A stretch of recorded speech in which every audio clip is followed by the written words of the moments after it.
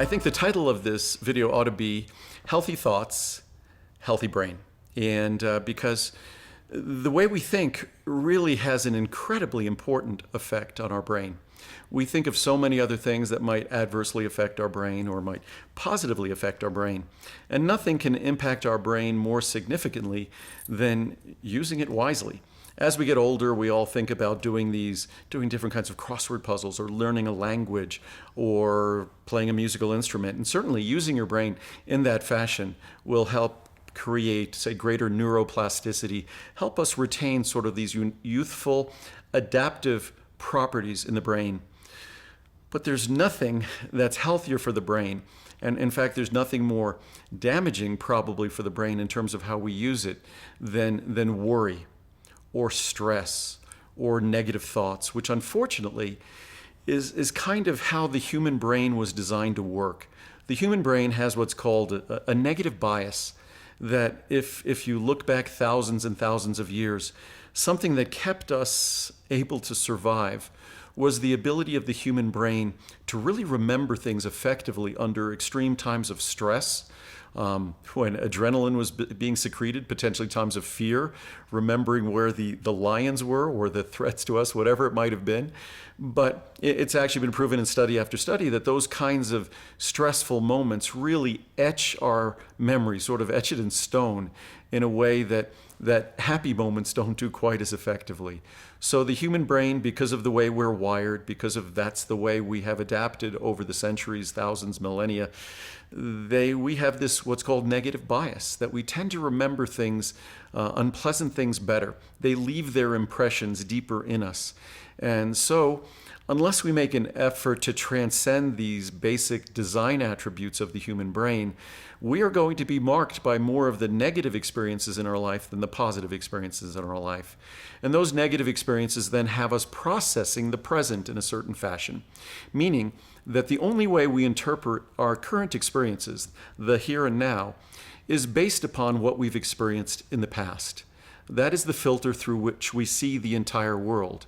Our brain, and a better way to almost say this is, and there's been eloquent writers and philosophers and scientists and psychiatrists and psychologists who have, philosophers probably better than most, have expressed this better than I am now. But the world around us is sort of a dream, sort of a fantasy. And it only takes on reality when we process it, when we think about it. Certainly it's very real. It's everything around us is ensure it's material, it's real. But in terms of our interacting with it, it only becomes part of us to the extent we process it. And certainly, if we stub our toe, if we have a physical injury, there's a physical experience associated with it. But most of how our brain works is observing the experiences around us, experiences at work, experiences in our relationships, experiences that others might have that might cause us sadness or stress, whatever it might be. So to the extent the world is, and we can't change the world is and the world will be as it will be. We could always do our best to make good decisions, but it's our thinking that is really interpreting the world for us. So the moment we realize that it is our thoughts that determine our happiness or our unhappiness, our worry or our peace, that is a moment, even as I say this, it kind of gives me goosebumps. That's a moment when we sort of get the keys to the kingdom. And I remember being told this, and I'll restate the story in probably a bad fashion. I remember hearing this as a child in Sunday school. And it's something, now it's, the doors I have to this room is a door you push in and out. You only push it in one direction. And if you don't know the room, you could spend 30 seconds trying to push open the door, but the door doesn't open that way. The door opens in. And the point is that we look at the outside world and we blame the outside world. We figure all our experiences, they come from the outside world, which yes, we live in this world.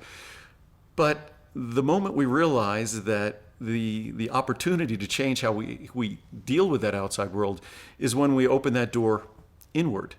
And that's the moment when we really, as I said before, gain the keys to the kingdom. And if you want to have a healthy brain, it's the ability to process the world in a peaceful fashion, the ability to open that door inward. and not allow that door we open outward in the outer world to sort of just work on us in a fashion, because that outer world is only going to work on us to the extent we think about it that way. Again, there are unavoidable and inevitable experiences in all our lives that are at times horrible and painful, and loss and things like that. But depending upon how we think about these things and how we process these things, we've all had tremendous grief in our lives, but we always reach a moment where we come to peace with that. And that's because nothing changed about the experience. The only thing that changed is how we processed it, how we thought about it. And everyone is different. And this has nothing to do with religion. If anything, it was a Sunday school teacher who originally sort of opened my eyes to this, that it's the ability to look inward. That's when we find peace, whether we call it meditation, whether we call it prayer, whether we call it just sitting quietly and quieting our thoughts. Because those countless thoughts, the worry, the stress, the anxiety, it is extremely negative exercise, unhealthy exercise for our brain. There are all sorts of healthy things for our brain to experience, like generosity, gratitude. These are emotions and feelings that make us feel good, trying to find joy. And when we have those joyful experiences, knowing the human brain has a negative bias, sort of trying to immerse ourselves in those positive experiences, hold on to them, cling to them, because the human brain is going to want to try to cling to those negative experiences. So why not consciously create a positive bias in your brain so that your brain emphasizes the positive, happy experiences, the experiences of joy, of generosity, of gratitude. And it might involve changing the movies we see. It might involve changing the TV shows we watch, or the news we absorb, because the news nowadays, it seems like the news is just designed to be provocative. And many folks try to spin my political belief because I think the news is provocative, but it has nothing to do with my political beliefs. I think that the businesses that are involved with selling news, it's that provocative, emotionally stressful, controversial news that sells the most, that gets the most clicks in this modern day of the internet. So again, we all could take perhaps better responsibility. I try to work very hard at giving my brain more positive influences. I consciously realize that my thoughts are my reality, not the reality outside of me, but how my thinking interprets that reality. Because understand, if your eyes are closed and none of that reality is coming in, so you have no thoughts about it, it doesn't exist. You might as well be in a dark cave. It isn't until your senses begin to perceive things, and the result of those perceptions, you process things. 100 people could experience the same thing, and 100 people will have 100 different experiences, not because the reality was any different, but because the way they processed it was different. So, to the extent we want to have a happy, joyful life, we just should have happy, joyful thoughts. It sounds horribly simplistic. But in fact, as simple as it sounds, it's actually the reality of finding a peaceful, a happy, a joyful life is by changing how we interact with the world, changing how we process the world, whether those thoughts can give rise to anxiety, which then undermines our sleep. It's something that we all need, unfortunately, we all need to work on to a greater extent. The brain, as I started with before, it's not unlike any other organ in our body. Our brain is an organ in our body that is the byproduct of what we deliver to it. And our brain, unfortunately, is an organ that sort of runs away with itself. Our muscles, our other organs, just do the work that's delivered to them. Our brain can just run away with its own thoughts, and not can, it will run away with its own thoughts unless we make an effort to reel it in, unless we make an effort to realize our thoughts are our reality. And it's not the outside world that's creating an unpleasant reality or a negative reality. It's how we process it. It's still the reality outside might be difficult, but how we process it, how we think about it, can dramatically improve what that external reality might be. So hopefully these sorts of thoughts can help. There are all sorts of wonderful books to read that help provide us with a sense of whatever reassurance that our brain is something that we have dominion over our brain. It's not anyone else. It's not the outside world.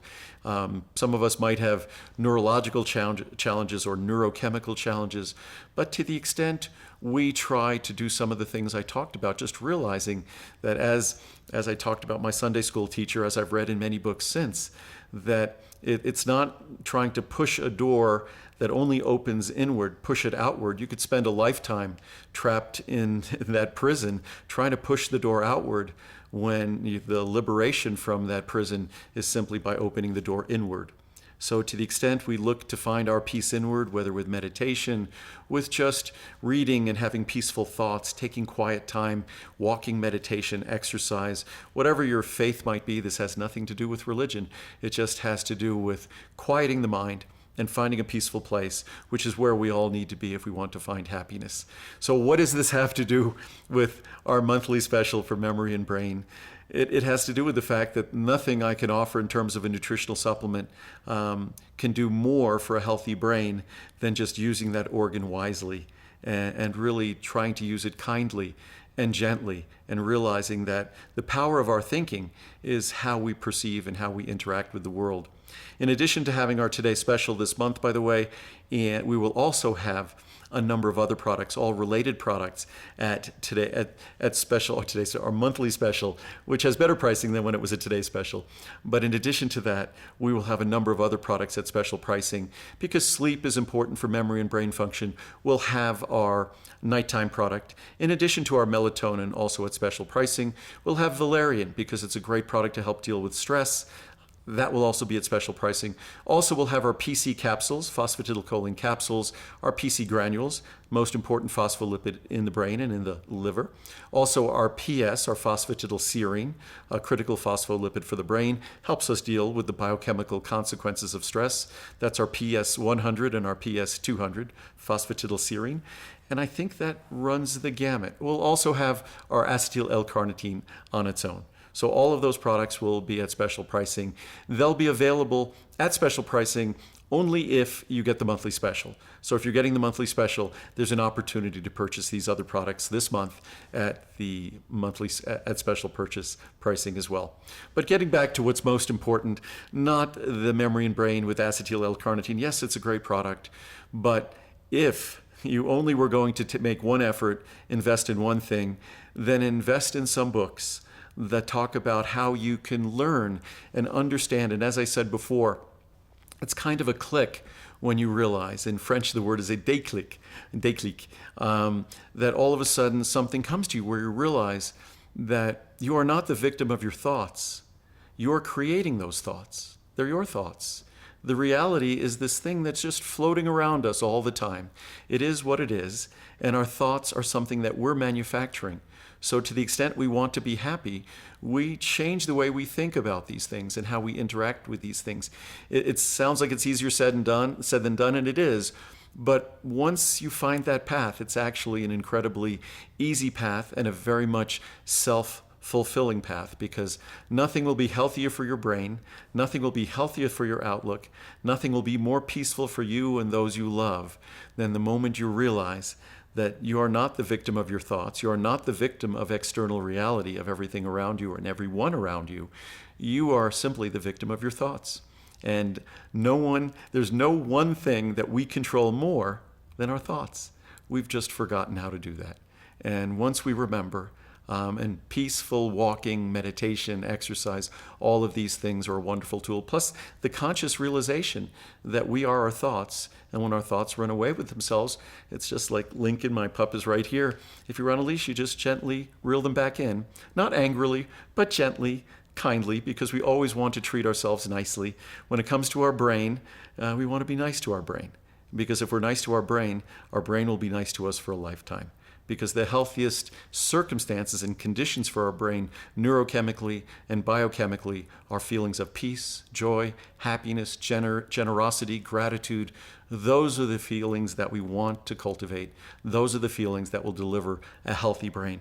Far better than even the best nutritional supplement, most comprehensive nutritional supplement, which sure I believe I make. But again, the best investment, the best return on investment will come from the many things I've talked about here today. And certainly I am not the be-all and end-all and expert in these areas. It's something I've read about for probably over 40 years, and there are so many wonderful commentaries and books written on how we could manage our thoughts and manage our brains better.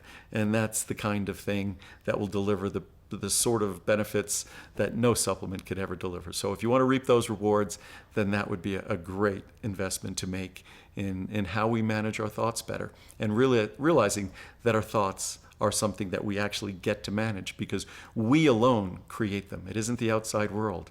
So it's an opportunity for us to transform our lives the moment we transform the way we think. So hopefully that was helpful, and I will see you soon. Take care.